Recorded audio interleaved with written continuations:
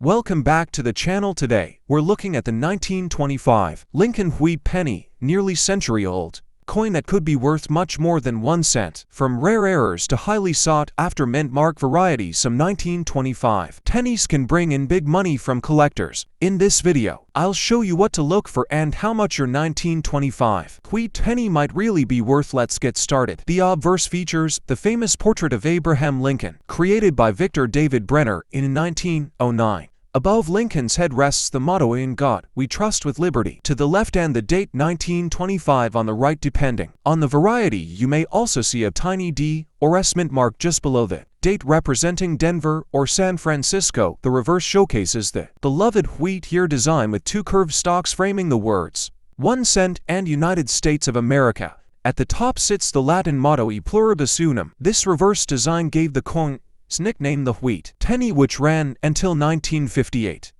Now let's look at mintages. The Philadelphia Mint struck about 139 million coins, making the 1925 no mint mark penny fairly common in circulated condition. The Denver Mint struck over 22 million, while San Francisco produced just 6 million, making the 1925 thus the most scarce of the group. To put this into perspective, some rare wheat pennies from earlier years had mintages as low as or fewer, meaning only 40,000 coins in existence. Compared to those extreme rarities, the 1925 is not impossible to find, but in high grades, it becomes quite valuable because so few survived, with sharp detail and bright copper red luster. So what about values? In lower grades, a 1925 Philadelphia wheat penny is typically worth around 25 to 50 cents, while a 1925 in circulated condition might bring $1 to $5. The real standout is the 1925s, which starts around $2 to $10 even in worn condition and jumps significantly in higher grades.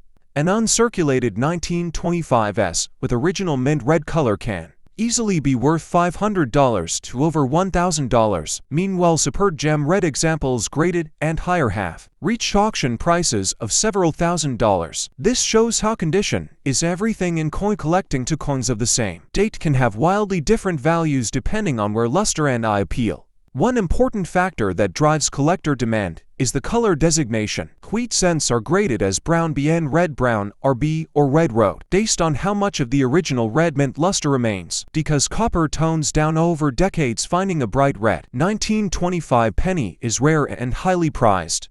A brown 1925 may only fetch a few dollars in decent condition, but a blazing red example could be worth hundreds or even thousands. Collectors often pay strong premiums for coins with vibrant original color because they represent what the coin looked like the day it left the mint. Era collectors will also be excited about the 1925 Lincoln cent. There are varieties like double dies, repunched mint marks, RPMs, off-center strikes, and eye cracks that add significant value. A bold double die on the date or lettering can raise the price of a 1925 cent into the hundreds, while a dramatic off-center strike with clear details could be worth even more. Repunched mint marks, especially on the Denver and San Francisco issues, are among the most popular collectible varieties for this year, with values ranging from $25 up to $200 depending on the sharpness of the error. From a historical perspective, the 1925 wheat cent is a window into the jazz age America.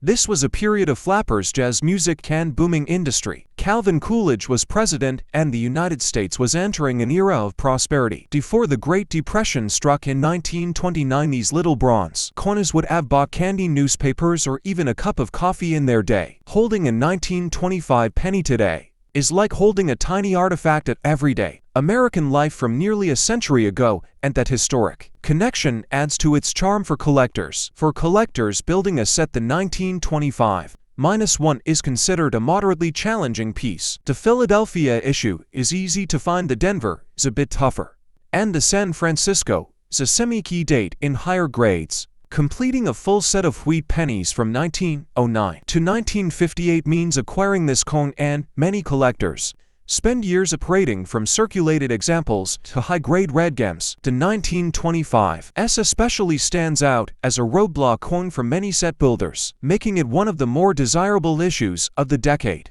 Another fascinating aspect is the metal composition. The 1925 wheat penny was struck in the traditional bronze alloy of 95 copper and 5 tin and zinc. With millions of these coins made, enormous quantities of copper were consumed by the mint. Interestingly, if copper prices rise, the intrinsic metal value of these pre-1982 cents sometimes exceeds face value, making them collectible not only for their numismatic worth but also for their metal content. Of course, melting pennies for their copper is illegal in the US, but the value of copper underlines just how solid and valuable these coins are compared to modern zinc cents. In conclusion, the 1925 United States Lincoln wheat cent is a coin with wide appeal, common enough for new collectors to afford in circulated grades, but rare and invaluable enough in uncirculated right condition to excite even advanced numismatists with 3 mint varieties or range of values from under $1 to thousands. And fascinating error types, it offers something for every level of collector at